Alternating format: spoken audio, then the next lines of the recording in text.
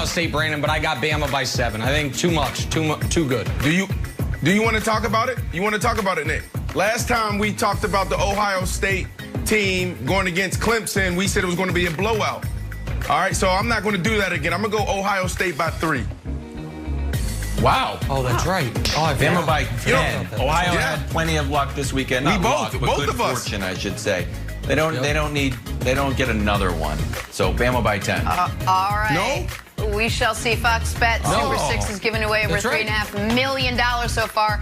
Get your picks in before kickoff for your shot to win some money. For much more, you can always head to the Fox Sports app.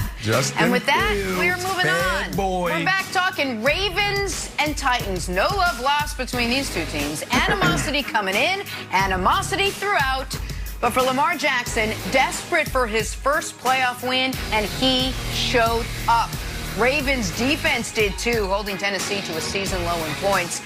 Ravens get the win. We'll talk about the antics that followed in a little bit. But first, Mike Vick is joining us now. Mike, good morning. Thanks for hanging out. What did you make of Lamar in his first playoff win?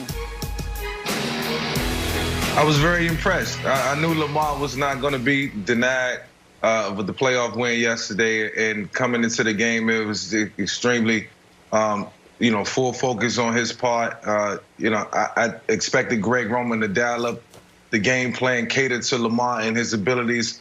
You see, he ran for 136 yards, and I think that was the telltale sign of why they won the football game. But throughout the course of the game on third downs, managing the game on first and second downs, and not putting the ball in harm's way. Bouncing back from the interception early in the game, I think that was paramount. And for his confidence and moving forward, this game is going to catapult him into, the echelon of players where, he can compete on this level. And I think, going into next week is going to be even better. The game is going to be even easier. The game plan is going to be more simplified. So I expect them to go out next week and pretty much do the same. But yesterday was a good step in the right direction for Lamar, and a great opportunity for him to get his first playoff win. And, once you do that, things just start to overflow, man. So, it's not an easy task getting that first win. But once you get that first win, you can kind of steamroll and feel good about it.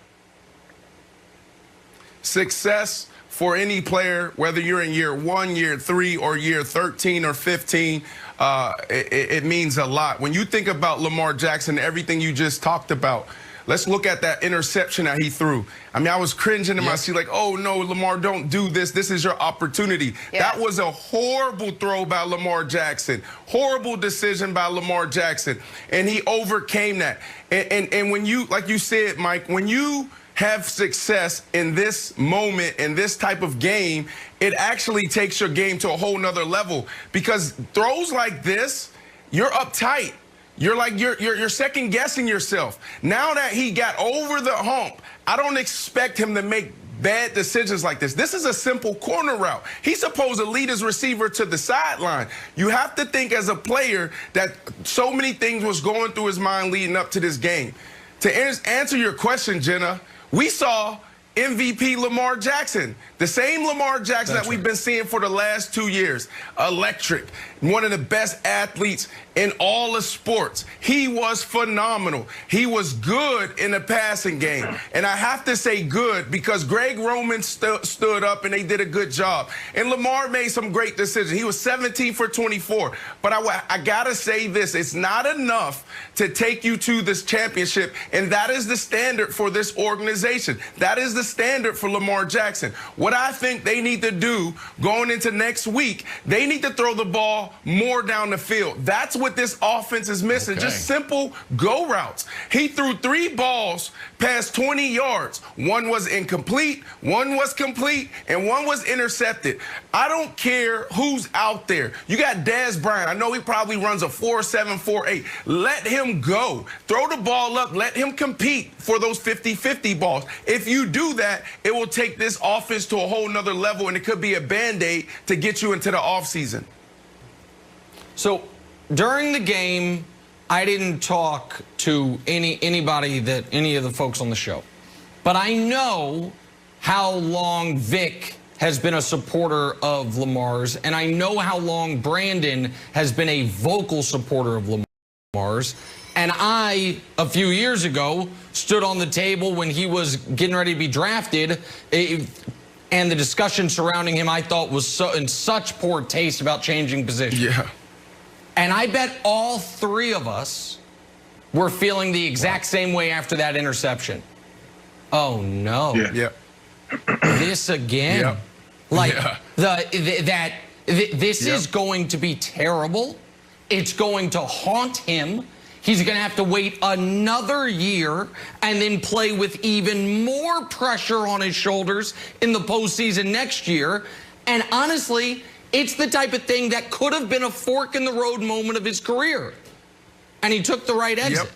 He took the exit, which was, how about I just kick their ass for the next 3 quarters? What about that? How about I just do things that only Lamar Jackson can do? How about I turn a sack into a 48-yard touchdown when 3 Titans have an angle on me, including an all-pro safety, and I just dust him?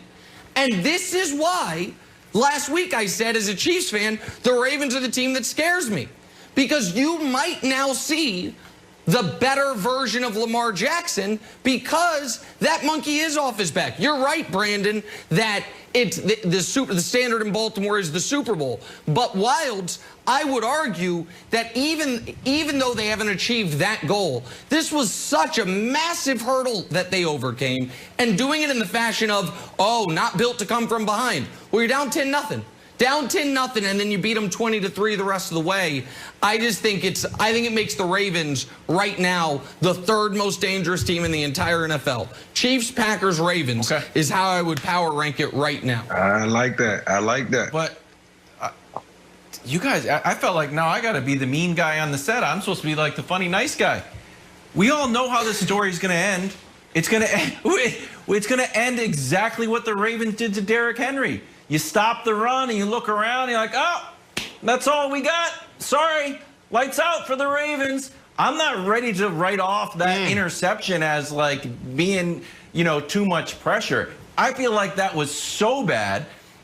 All you talk about, Brandon, all you talk about is your guy, Leslie Frazier. You think Leslie Frazier was worried about, broken plays, Lamar? He's just going to stop that and dare him to throw it down the field. He got sacked 5 times. I'm feeling like Leslie Frazier will feel great about that interception and watching them. And I know you got the whole Bills team on the text, but I don't know if you want to text him, hey, let Lamar throw the ball down, and you guys are in trouble. Well, here's the challenge going into this week. You have Lamar Jackson, the Ravens, I believe, the first team to rush for 3,000 yards. Anybody can correct me if I'm wrong there, but they're lights out in the run game. And then you have, there you go. And then you have this Buffalo defense who's really good collectively, but against the run, they're not great. So this is going to be a huge challenge for a team, the Buffalo Bills team, that I said could compete against the Chiefs and go to the Super Bowl. All right, I want to quickly bring up the antics that I mentioned earlier in this game following Marcus Peters' pick that sealed it. The Ravens defense met on the Titans logo to celebrate. This in response to the dust-up the teams had in Week 11 after the Titans warmed up on the Ravens logo. Also, Lamar took off for the locker room right after this game ended, shook nobody's hand, said after, quote, there wasn't any reason for us to shake hands. A lot going on. Mike, Vick, was this fair or foul? I mean, it was fair. I guess what's understood don't need to be explained in that moment. Obviously, some beef on both sides, but, I'm always a man of integrity for the game of football. I always be that way and stand on that. I like to see guys congratulate each other after the win, and I've always been a big fan of look your opponent in the eyes in defeat or in victory. And it's always sweeter when it's in victory. So I think I would have shook hands with Ryan Tannehill, and I would have went and shook hands with some of those guys, and just to let them know, like, look, man, we arrived and we here, and now y'all can hit the exit, man. It's all good.